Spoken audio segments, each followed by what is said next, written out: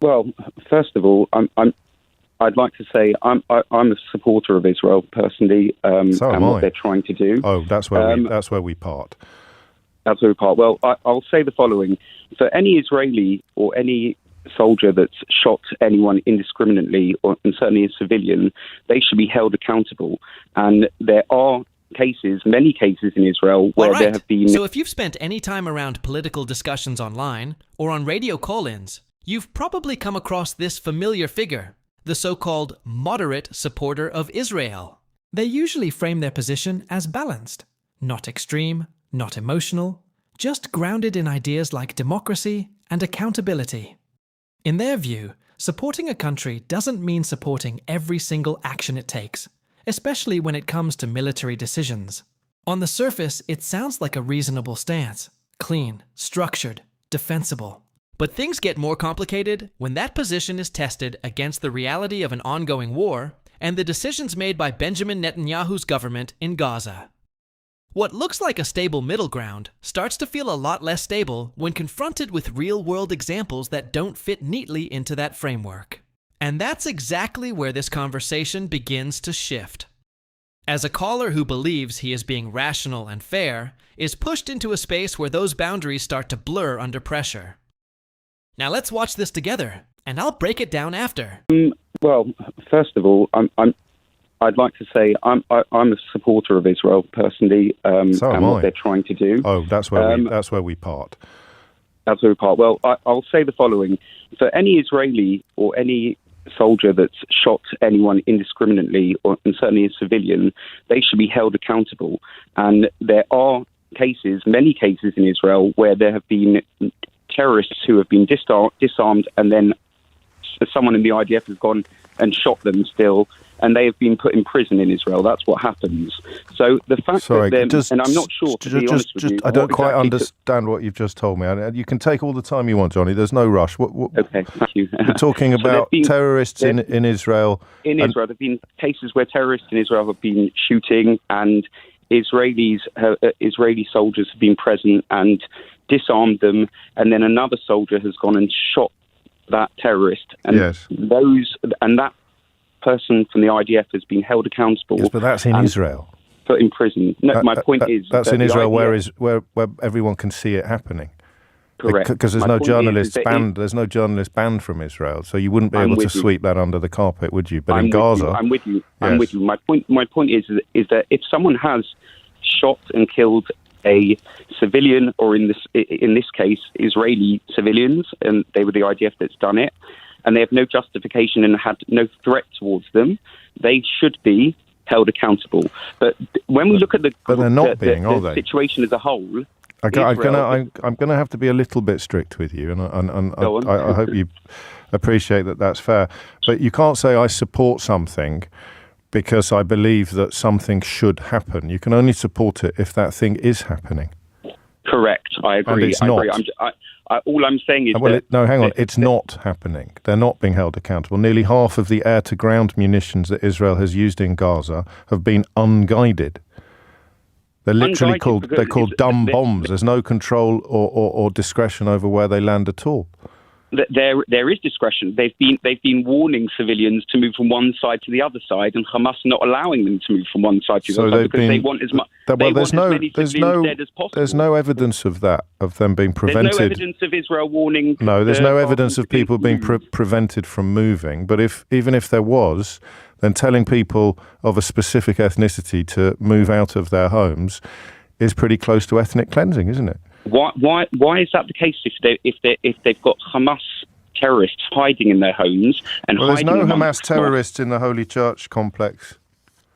How do you know? I'm interested. You know because the Latin Patriarchate of Jerusalem said so, and they'll be in daily contact with the people who've been shot dead. They weren't there either. It's in a church in Gaza. So then you've got some people. Then you've got people in direct contact with the Christians in that complex saying there are no belligerents here, and then people like you, with respect, Johnny. I won't wait a sec. I won't wait a sec because we can't keep spouting from one position to another.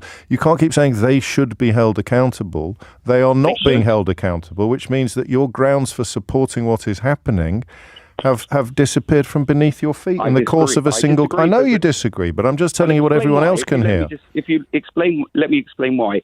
The general goal of what Israel are trying to do is they have to carry that out. If you had Hamas on your border sending rockets for the last 17 years to you, you'd also realise that they have to. So there we are. So you are supportive of everything, including 2 women being shot dead by snipers. No, because not at all. If particularly Israeli soldiers have gone wrong and done something wrong, that doesn't mean the whole general cause is a question at all. The general cause. Well, what do you think a war crime is? A war crime. There could be a war crime. This particular instance. But that wouldn't affect the general cause, though. So how many war crimes do you think would affect the general cause? I don't know. It's a good question. But on the whole, 90% of what they're doing is trying to get back. They were shot in cold blood inside the premises of the parish where there are no belligerents. 3 Israeli hostages shot dead, waving white flags, having taken their shirts off. So what is it that you are? What is it that you think you are supporting when you ring in to me today? I'm supporting the eradication of Hamas, and I'm supporting. Well, how's that going? Hostages. Why? Pretty well. I think there's probably 20,000, 30,000 Hamas soldiers or whatever they're called, terrorists, and they're probably doing quite well in getting rid of them. At the same time, they're trying to free up the hostages. One thing I don't understand... But all we know about the hostages in the last 48 hours is that the Israeli Defense Force shot 3. And the wider analysis of the pursuit of Hamas leaders is considerably less optimistic than yours. Although I appreciate you weren't expected to be asked about it. So we can't claim that what is happening in the church compound in Gaza, or we can't claim that the oldest mosque in the area, the Omari Mosque, 5th century Byzantine church, which was destroyed earlier this month, St. Porphyrius' church, the oldest in Gaza, damaged in another strike in October, displaced people there, 57 disabled people in this compound, which was set on fire. They've now lost electricity. None of that can be justified on the grounds of trying... Let me finish, please. Let me finish. None of that can be... It can be, and we've seen Hamas terrorists... None of that can be justified. In all of these places. So if Hamas are hiding in a building full of disabled people, you support Israel bombing that building and killing everyone in it? So what do you support, Johnny? To fight those Hamas people. So what do you support? The British did the same thing. Everyone, this is war. And that's why the Geneva Convention was invented, to stop them from doing it again. So here is a building full of disabled people. You think there might be some Hamas people hiding in it, even though there is no proof, and everybody there... I'm going to finish, Johnny, and everybody there says there isn't, and you support bombing it and killing everyone in it. As long as when it turns out there were no terrorists in there, as long as everybody is held to account, Johnny. Am I right? How do we know? How do you know there are no Hamas terrorists? We've seen them hiding in schools, in churches. We've seen it. So you are. Why are you arguing with me? So you do support bombing a building full of disabled people because there might be some Hamas terrorists in there? I don't. I support I support trying to shoot terrorists within a building like that. Otherwise, you could say... The Patriarchate said that earlier on Saturday, an Israeli tank fired on part of the church compound with 54 disabled people inside. It caused a fire that destroyed the building's generator, the only source of electricity, and some of the disabled people can no longer use their respirators. That's very sad. It's a terrible, tragic... Isn't it just, Johnny? It is indeed. But whose responsibility is... Who started it? Was Israel firing on Hamas on the 6th of October? The person that fired the tank is responsible for that.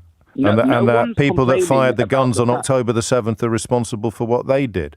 But if you want to argue that Hamas is responsible for what Israel is doing, then you put yourself in the same intellectual position as the people who argue that Israel is responsible for what Hamas did. Are totally responsible for what they do, because before Hamas went and took these hostages... I'll say that again, because I don't think you heard it. If you want to argue that Hamas is responsible for Israel killing innocent civilians, you're in the same intellectual and moral space as people who argue that Israel is responsible for Hamas killing innocent Israeli civilians. What we're seeing here goes beyond a simple debate win or loss.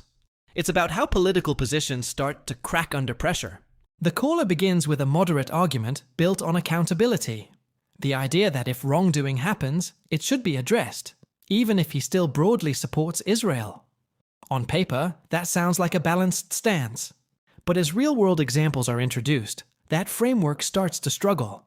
The neat separation between support and criticism becomes harder to maintain when the situation on the ground is presented in more complex and confronting terms. What follows is a shift in reasoning.